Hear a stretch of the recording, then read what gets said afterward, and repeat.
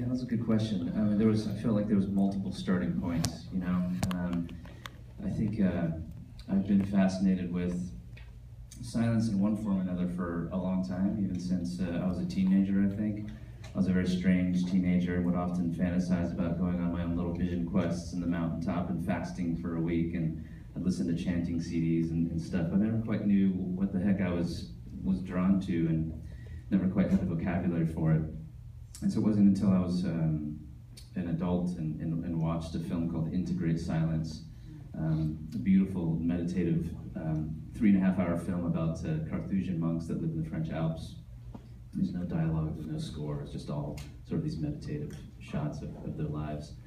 And it was then, I think, that I understood that there was, as far as silence was concerned, there's something metaphysical about it, it wasn't just this acoustic thing. And it had these sort of existential kind of implications to it. And then I finally discovered the works of John Cage, and the writings of John Cage, and the work of one of my favorite avant-garde filmmakers. His name is Nathaniel Dorsky, who's been a real hero of mine and a mentor of mine, although he might not consider himself a mentor, but I certainly do. And that's when I sort of really kind of developed the framework, I suppose, of how I might tackle the subject. That is a lot of starting points. Well, I'd love to open up to the audience, so does anyone there have any questions? I can't really see the lights, but yes, you right here. You can see me. The photography in this movie is very beautiful. I was just wondering, how did you find all these locations? The question was about the photography and how did you find the locations? Thank you. Well, we let the sort of the topics that we wanted to touch upon determine where we took the cameras. Initially, we thought, this is going to be so cool, we're going to make this film about quiet places, and we're going to get to go to all these really super silent places. And a couple of things happened. One, budgetary limitations prevented us from going to some of these places, and the other thing was the realization that we wanted this film to be accessible to people. We like to consider the film kind of an invitation for people to explore silence in their own contexts. And the truth is, not a lot of people have the means, the resources, the money to travel to these far off, distant, exotic places where you might actually find this sort of acoustic silence. But I think the more important idea behind the film was to kind of, again, invite people to explore silence within their context, which might be noisy or very sort of cognitively overloaded emotionally and whatnot. So I think that was important to kind of keep these places that we covered in the film to be accessible, I suppose, if that makes any sense. And it became more about, okay, we know we want to talk to somebody about acoustics, and so where's that story going to take us? And we would often just kind of let the narrative kind of lead us. Yes, any more questions out there? Yes, back left corner. Yeah, right. Thank you, it was a wonderful movie. Thanks. Yeah, what was the shot where, was that in Wall Street where everyone, how did you get in there? In the beginning. And what was happening in that moment? Because I didn't know that existed.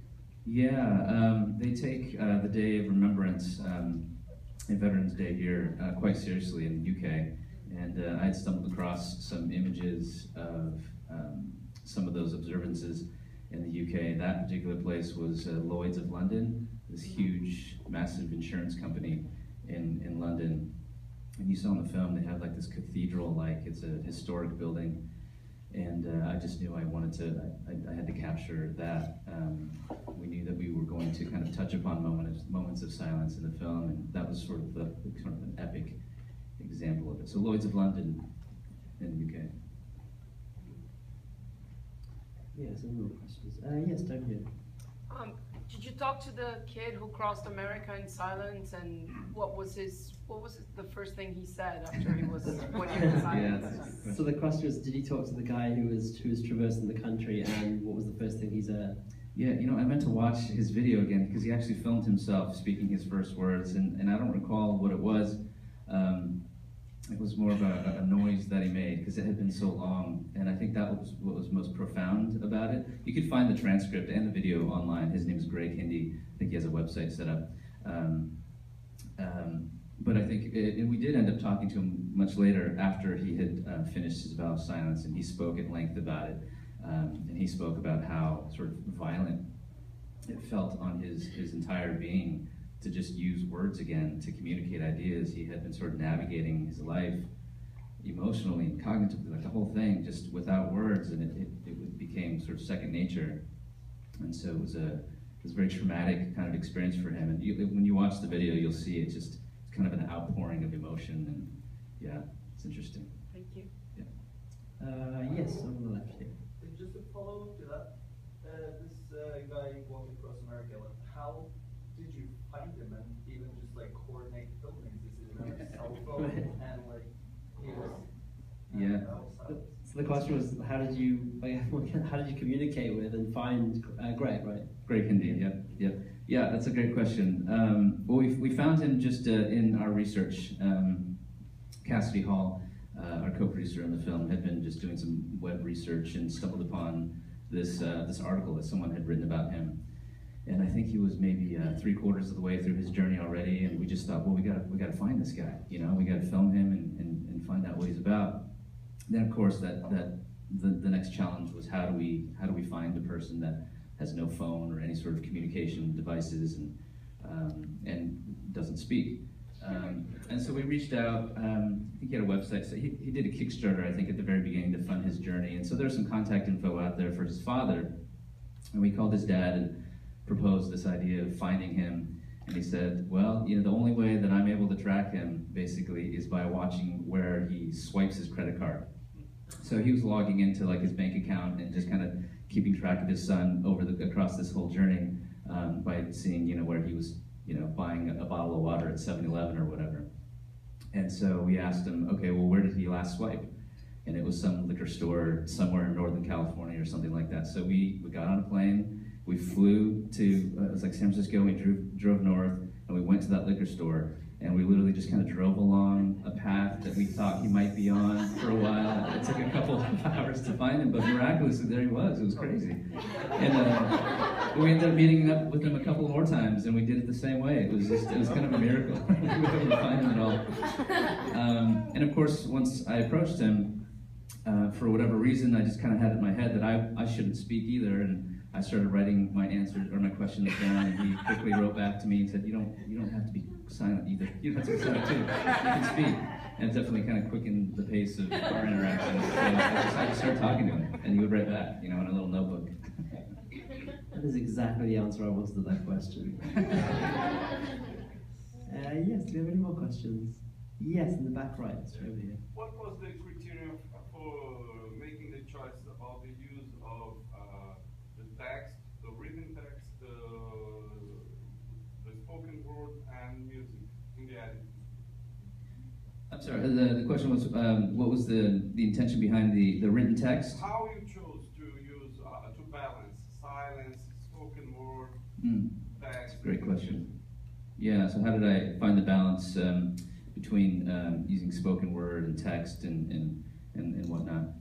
Yeah, it was a really delicate thing for us. In the earlier versions of the film, the earlier cuts of the film were very, very long, very noisy, very talky, and we realized that we hadn't left any room for silence to kind of say its mind, speak its mind in our film. And so that became our thing into post-production, that we needed to treat silence as a character in the same way that we treat all the other people in the film that speak. And also in the same way,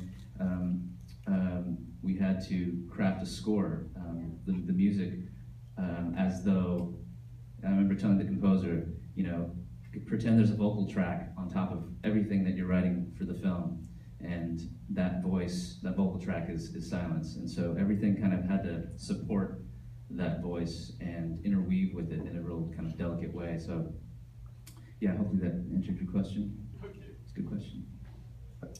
Yes, yes, just in the middle. In your journey, have you noticed that maybe city councils or other levels of government are more responsive to reducing noise levels? I've heard that more and more restaurants are reducing noise levels in different ways. Yeah, it's slowly getting there. We're a little behind here in the States, but in Europe and in the Far East, they're much more progressive on these topics and have very good like noise codes, and they're actually enforced in some parts of the world. But we've found that there hasn't been as much traction here on the topic. I think everyone's starting to talk about it. I think everyone's really starting to become very hyper aware of their auditory, their sonic environment. I think people are I think people are starting to notice, especially in restaurants, where it's getting exponentially louder. It seems 90 plus decibels, which it's impossible to have a conversation with somebody in some of these places. So I think people are starting to notice, but I haven't seen it take much take, amongst like restaurant owners and whatnot. But I think the conversation's starting. Why do you think it is taking so long for that to happen? I don't know. I mean, I think the United States is, we Americans are generally kind of louder people, and I think that loud is kind of in here for whatever reason. You saw some examples of it in the film. There's this sort of social obligation, as it was stated in the film, to kind of make our mark in a sort of sonic context. Whereas I think in the East, for example, silence has kind of always been part of the culture and their expression of their culture.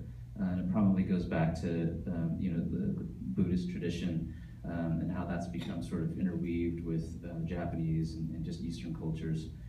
And so it's less so here. It's a younger culture, and I don't think we've had the time to kind of grow up in that way yet.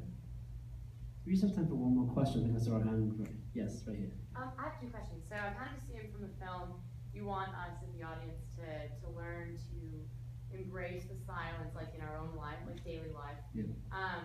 So like, what would you recommend as far as like steps to take actively? And then my second question is, do you think too much silence could be damaging? So like not having that balance between sound or noise and silence. Yeah, that's a great question. I mean, absolutely, I think too much silence would drive just about any of us pretty mad. It was really apparent for me when I was in the anechoic chamber that you saw in the film, the one that was negative 13 decibels, which is 13 decibels below the human threshold of hearing. So I mean, it's so quiet that eventually all you hear is your own body, essentially. But I laid down on the floor in that anechoic chamber, and they turned off the lights, and so it was a near sensory deprivation kind of scenario. And I couldn't help stop my brain from running and running and running. It was like 30 minutes of just like this crazy internal chatter that was happening about, oh gosh, what should I be doing? And what should I be thinking? And am I doing something wrong? And it was just very, very noisy. So I think that's probably not the appropriate context for humans. And we're used to using the acoustic environment and sonic cues to kind of navigate our environment. So a degree of sound, I think, is healthy. It's natural to our being.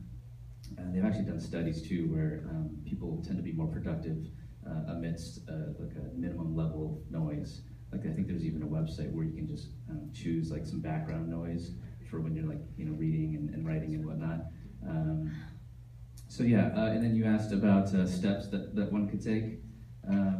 We were very careful not to be too subscriptive with the film, and for example, we don't talk about meditation at length in the film. In fact, we don't talk about it at all. We show people doing it, but we're careful not to talk about it because we want people to kind of go out into their contexts and kind of weave their own path to silence, because everyone's context is so different, and meditation's not for everybody. And so, I mean, I can talk about my experience of it and kind of the steps that I've tried to take. My life has gotten, my wife and I have two small, very loud humans at home. And so my life has gotten very noisy. It's not just the world outside, but it's my home. And then internally too, it's gotten very noisy. And I think it goes for a lot of us, like the pace of our lives and just sort of the nature of modern life is very, very noisy. And so, I mean, I'm at a place where I've become very curious about, okay, what thoughts and revelations am I missing out on by continuing to let the noise of my life and the world around me to take hold of my brain and my emotional capacity. And so I think that's the trick, and that's what I'm trying to train myself to do is, when I step back on 6th Street in a moment, when we all finish up here, the challenge for me is to not let that noise sort of take hold of me cognitively and emotionally, right? And to kind of maintain some degree of control over how noise is impacting me and how it's interacting with my metabolism. So I don't have any, shortcuts or tricks to sort of get to that place. I think meditation helps for a lot of people. But I like to think that, for me, I'm not the kind of sit, legs crossed, in the dark kind of meditator, but I like to think of every moment as a meditation of sorts, and a reminder that living in real time is a lot more interesting than constantly having my mind run about where I should be, what I should be doing, who I should be on the phone with, who I need to be meeting at a party afterwards, and that kind of thing. Hopefully that answered your question. Well, excuse me. Well, I'm really sorry to say we have to wrap up there. I think it's fair to say this is probably one of the most essential films for this crazy context. So we're really proud to have you here, and thank you. Thank you so much. And please do make a vote on your way out. This film's eligible for an audience award, so don't forget your ballots. Thanks, everyone. I forgot to mention too, there's a silent room art exhibit right down the street on 5th and Trinity, and we've arranged with the artist for you to have priority access right after the screening for like the next 90 minutes. So it'll get you to the front of the line. It's been, like a line around the block the whole week, so take advantage of that. There's these white little slips of paper at the very back, in the back row, on the little table over there. There's also some free posters if you'd like to take one. Thank you. Thanks. Okay,